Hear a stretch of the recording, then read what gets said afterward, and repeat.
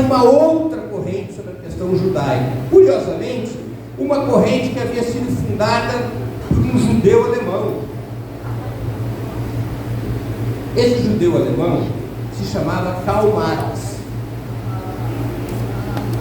O marxismo era a corrente majoritária entre os judeus não religiosos e não o sionismo, até metade do século XX. O marxismo propunha uma outra solução para o antissemitismo. O próprio Marx, na juventude, escreve um livro muito importante a esse respeito, chamado Sobre a Questão Judaica, no qual Marx busca investigar e estabelecer as origens do antissemitismo. A solução que o marxismo propunha à questão judaica era a revolução, o fim do capitalismo, o fim das classes proprietárias, que somente com o fim das relações mercantis e da propriedade privada, o judaísmo estaria livre do fardo que havia carregado por séculos. Qual era esse fardo? O ódio dos povos europeus contra um povo classe, o povo judeu, que havia monopolizado as atividades mercantis e financeiras desde a antiguidade. Esse é o fardo, essa é a origem fundamental do antissemitismo. Os judeus, quando vão à diáspora e emigram para a Europa, deixam de ser agricultores, essa era a sua atividade essencial na Palestina, e os judeus passam a desempenhar uma função mercantil. Nós estamos falando da antiguidade, de uma economia agrária, onde quase tudo que se precisava era produzido dentro dessas unidades agrárias. Mas muitas mercadorias não eram possíveis de serem fabricadas nessas unidades agrárias. Roupas, armas, móveis. E essas mercadorias eram adquiridas através do comércio. E os judeus, por razões óbvias, da sua origem geográfica e do fato de ser um povo emigrante, sem terras, os judeus passam a monopolizar o comércio entre o Oriente, que naquela época era economicamente muito mais avançado que o Ocidente, entre o Oriente e o Ocidente, abastecendo essas unidades agrárias com essas mercadorias.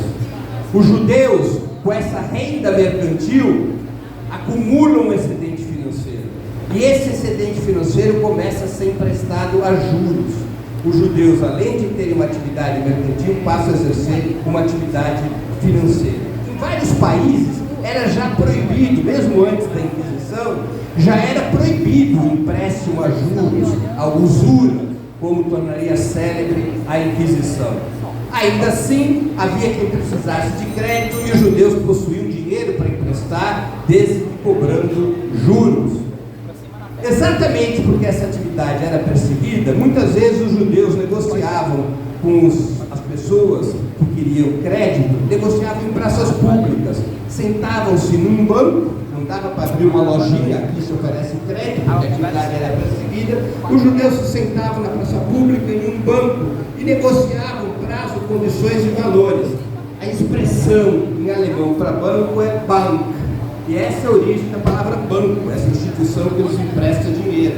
Veio das negociações que os judeus faziam nos bancos da praça pública, lá na antiguidade, há 1500, há 1600 anos passados.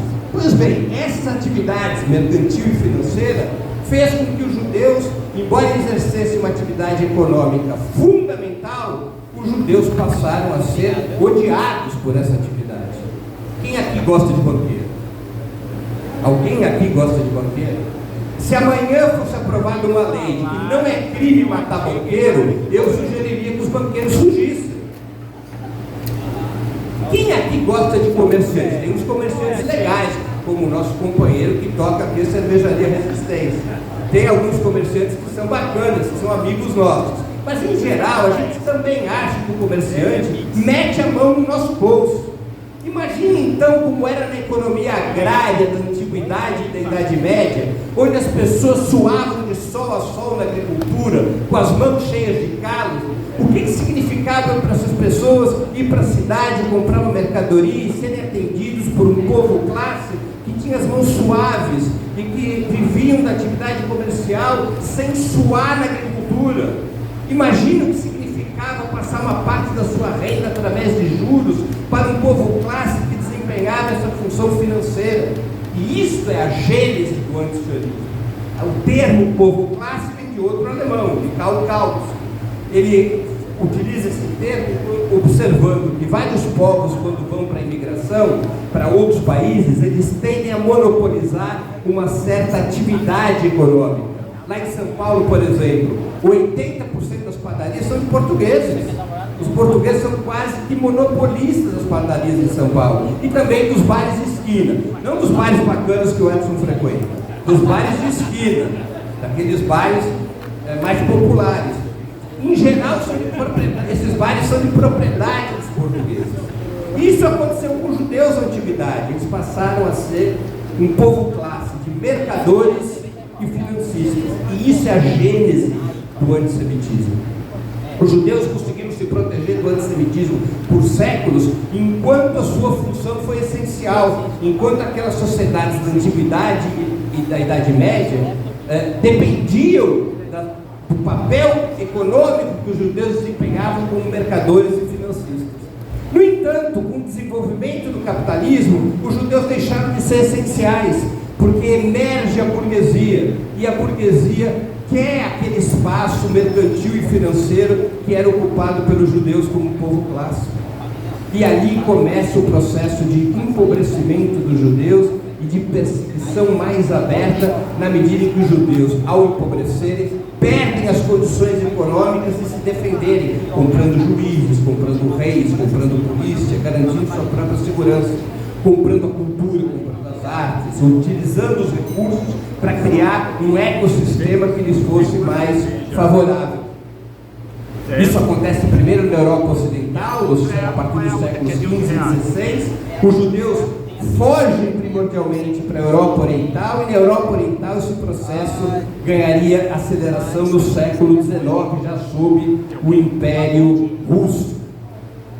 Os judeus, ao se empobrecerem e perderem essas condições materiais, portanto, viram alvo de uma nova etapa do antissemitismo, que não era o antissemitismo calado, não era o ódio silencioso de quem nada podia fazer contra os judeus, era o ódio de quem já podia agir contra os judeus, porque os judeus tinham se empobrecido e se enfraquecido politicamente. Tanto a burguesia queria o espaço judaico, queria o seu espaço mercantil e creditício, quanto também a nobreza. A nobreza queria aquele espaço mercantil e creditício para negociar com a própria burguesia. A nobreza decadente, a burguesia ascendente, e a nobreza queria aquele espaço mercantil e financeiro monopolizado pelos judeus para poder aquietar a burguesia que já se voltava e escalava contra o regime feudal. Isso nunca foi uma guerra religiosa. A religião foi a representação institucional dessa situação que eu busquei descrever. O cristianismo, nas suas duas principais vertentes, se voltam contra os judeus com a máxima violência por expressar esses interesses de classe, da burguesia ascendente e da nobreza decadente. O protestantismo, fundamentalmente nos países anglo-saxônicos, vai expressar o ódio da burguesia contra os judeus. O catolicismo, fundamentalmente, especialmente nos países latinos, vinculado à nobreza, vai expressar o ódio da nobreza contra os judeus. E os judeus passam a estar emparedados, primeiro na Europa Ocidental, a partir dos séculos XV e XVI, e depois na Europa Oriental, no século XIX. Muitos judeus, a partir dos séculos XV e XVI, são expulsos da Europa.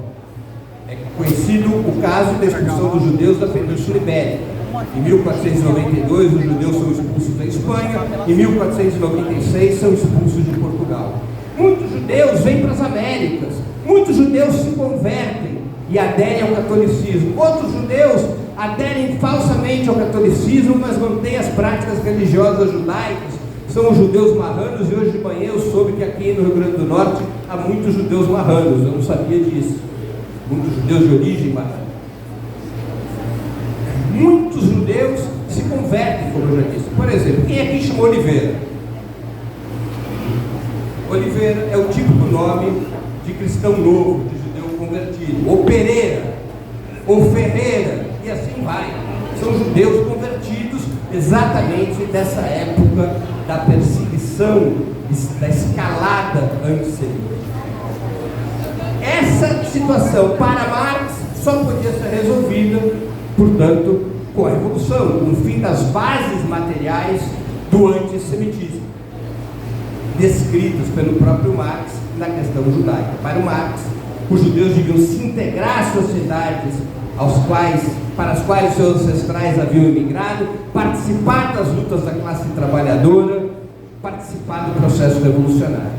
O próprio ambiente em que um judeu alemão como Marx ascende como o grande líder político e teórico do pensamento socialista é produto de um processo de empobrecimento e proletarização dos judeus, o que faz com que os judeus deixem de ser um povo-classe associadas às elites proprietárias e passam a ser, em grande medida, um povo-classe vinculado às lutas operárias, sindicais e revolucionárias do século XIX, arrastando consigo, nesse deslocamento, o legado cultural e educacional que foi possível pelos privilégios que os judeus tiveram na Antiguidade e na Idade Média. Os judeus foram acumulando educação e cultura porque tinham tempo livre, porque tinham recursos financeiros na Antiguidade e na Idade Média. E esse legado cultural e educacional se desloca para a luta da classe trabalhadora. É nesse ambiente que surge Karl Marx.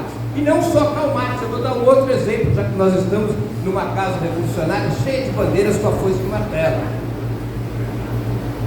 No Politburo, no comando do Partido Bolchevique, quando ocorre a Revolução de 1917, havia 7 integrantes. Os judeus não passavam de 5 a 7% da população russa. Dos 7 integrantes do Politburo, 4 eram judeus. Trotsky é nome de guerra, o nome verdadeiro dele era Lev Davidovich Bronstein. Zinoviev, outro nome de guerra, o nome verdadeiro dele era Efremovich. Kamenev, nome falso, para escapar da polícia czarista, o nome verdadeiro dele era Rosenfeld. Sokolnikov era Gershon. Os únicos que não eram judeus no Politburo do Partido Bolchevique eram Lenin, Stalin e Sverdlov. Todos os outros 4 eram judeus, o que era uma representação desse deslocamento dos judeus à luta revolucionária.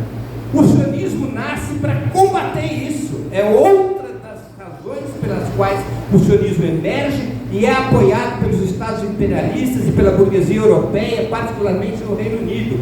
O sionismo era uma tentativa de deslocar o judaísmo da sua atuação revolucionária, porque a atuação revolucionária do judaísmo havia agregado muitos ativos à luta da classe trabalhadora. O sionismo é, além de oferecer uma solução racista para a questão judaica, ele era também parte da reação contra-revolucionária da burguesia europeia. E o sionismo tinha um terceiro elemento.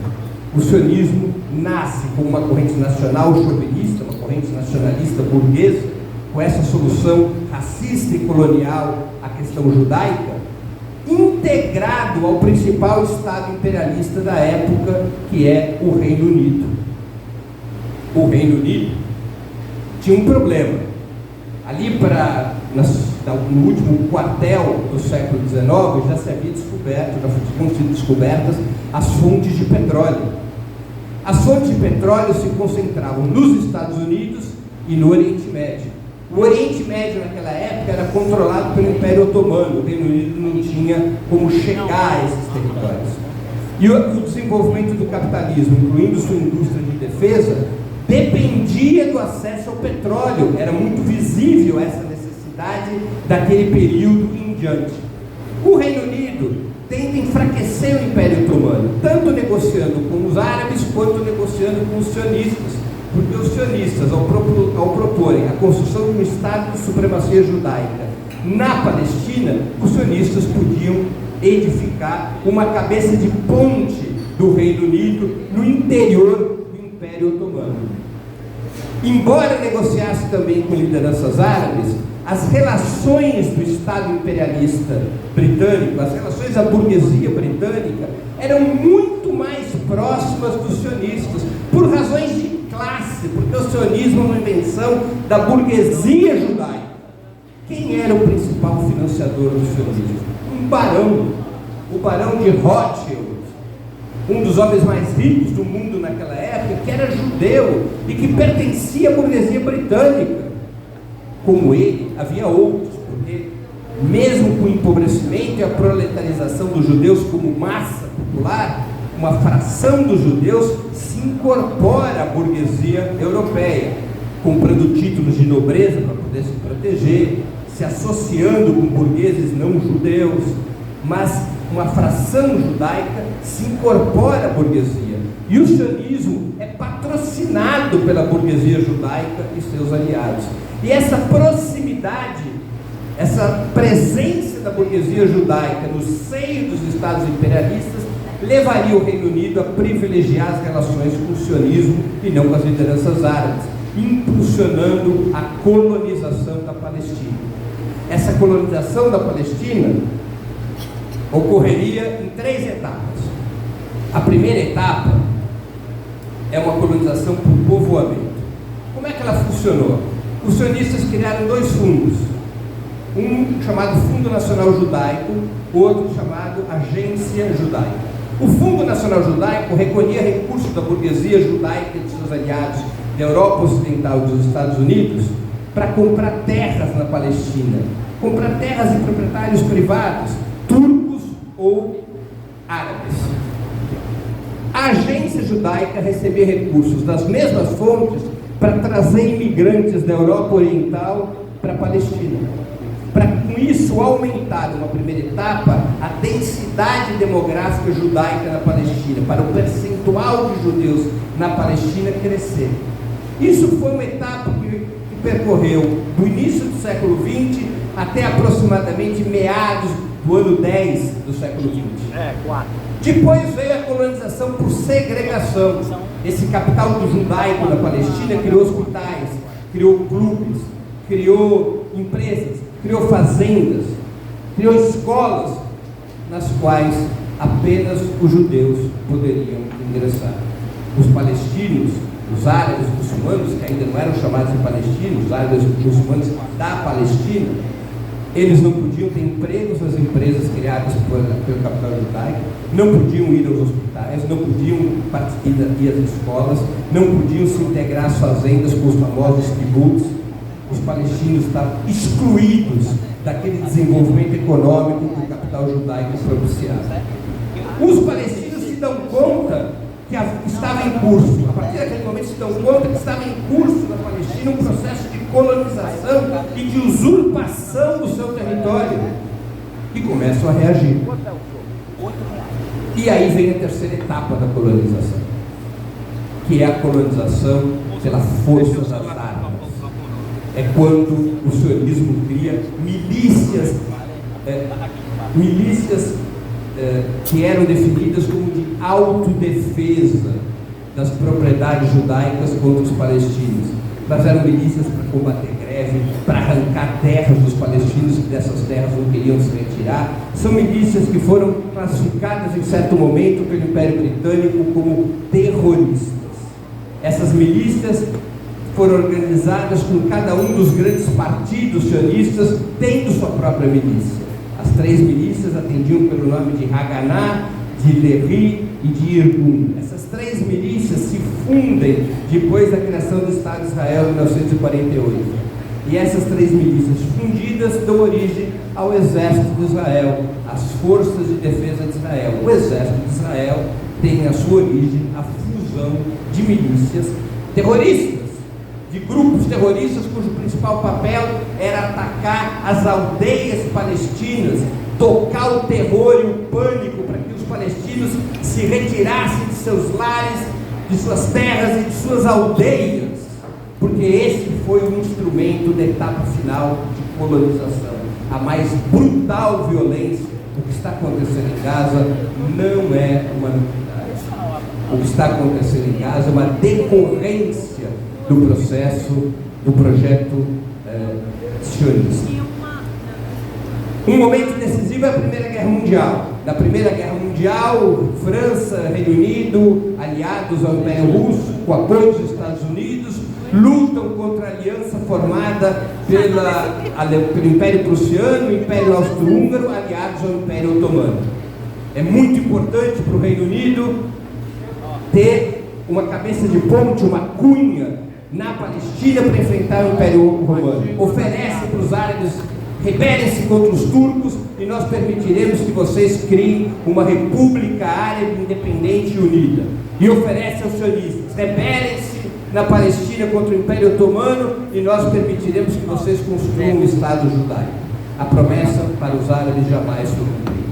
O acordo secreto assinado pela França e pelo Reino Unido em 1916 dividiu os territórios árabes em diversos países artificiais, e um punhado de países virou colônia do Reino Unido, outro punhado de países virou colônia da França. O acordo atende pelo nome de Sykes-Picot, e esse acordo trouxe uma contribuição para a língua portuguesa. A gente não usa a expressão picotear para dizer, quando a gente vai dividir qualquer coisa, vem desse célebre acordo Sykes-Picot. Picotear vem de picot, porque o que eles fizeram foi exatamente picotear o território árabe, criando nações artificiais para que umas sempre brigassem com as outras e jamais viesse a ser uma força que pudesse contestar a hegemonia que o Reino Unido queria construir na região. Mas com os sionistas eles cumpriram a palavra, Daniel. Em 1917 é emitida a famosa Declaração Balfour. A Declaração Balfour é um documento assinado pelo então chanceler britânico, Lord Balfour, e ele escreve, é uma carta do Lord Balfour, mas não é uma carta para uma entidade, para um partido ou para um movimento. Vocês sabem para quem que é a carta do Lord Balfour? Para o Barão de Rothschild. É uma carta inédita, porque é a primeira vez que um Estado trata de uma questão nacional se dirigindo oficialmente a um indivíduo, a um barão. E essa carta dizia: avise os seus amigos que, terminada a guerra, nós caminharemos para construir o lar nacional judaico. Veja que doce, né? O lar nacional judaico era o nome que Balfour dava àquele projeto racista e colonial. O sionismo vai avançando nos anos 20, nos anos 30, mas somente passaria a ser hegemônico entre os judeus e ganharia a possibilidade de fundar o Estado judaico com o Holocausto. É com a Segunda Guerra Mundial e o assassinato de 6 milhões de judeus que se cria um ambiente no qual o projeto sionista é acolhido, e ao ser acolhido o projeto sionista e criado o Estado de Israel, esta corrente colonial e racista torna-se majoritária entre os judeus. E o Estado de Israel, fundado em 48, ele dá continuidade a esse processo de colonização num outro patamar. O Estado de Israel, de acordo com a partilha de 47, os sionistas recebem 53% da Palestina para criar o Estado de Israel. 47% da Palestina são destinadas a criar um futuro Estado palestino. Os líderes palestinos dos países árabes não aceitam a partilha. Eles estavam perdendo metade do território no qual tinham maioria populacional e vão à guerra contra Israel. Entre maio de 48 e março de 49. Israel ganha a guerra. E ao ganhar a guerra, não tinha defendido apenas os seus 53%. Havia ampliado esses 53% para 79% da Palestina. 18 anos depois da Primeira Guerra Árabe-Israelense, na Terceira Guerra Árabe-Israelense, mais conhecida como a Guerra dos 6 Dias, Israel toma a iniciativa da guerra e ocupa todos os territórios palestinos, 100% da Palestina, e é esta ocupação que está em curso até hoje. 100% da Palestina ocupada. 100% da Palestina e alguma coisa mais, porque Israel na Guerra dos 6 Dias também tomou a península do Sinai, que era egípcia, e as colinas do Golã, sírias. A Península do Sinai foi devolvida ao Egito no Acordo de Paz de 79 e as colinas de Golã, a despeito da legislação internacional que proíbe anexações de território de outros países, as colinas de Golã foram ilegalmente anexadas por Israel em 1981, passaram a estar incorporadas ao território israelense. Desde então, especialmente a partir de meados dos anos 60, o povo palestino reage, resiste e enfrenta o colonialismo. Cria nos anos 60 a Organização pela Libertação da Palestina, que é uma frente política dirigida por muitos anos por Yasser Arafat, uma frente política da qual participavam diversos grupos, em geral grupos laicos. O principal partido da OLP era o Fatah, mas outros grupos de origem marxista participavam do OLP também. O Fatah era uma formação nacionalista árabe, não era uma formação socialista ou marxista, mas era aliada das organizações marxistas que integravam o OLP. A OLP comanda a resistência contra a colonização. E essa resistência atingirá seu apogeu. Já falei isso. Se tiver chato, eu paro.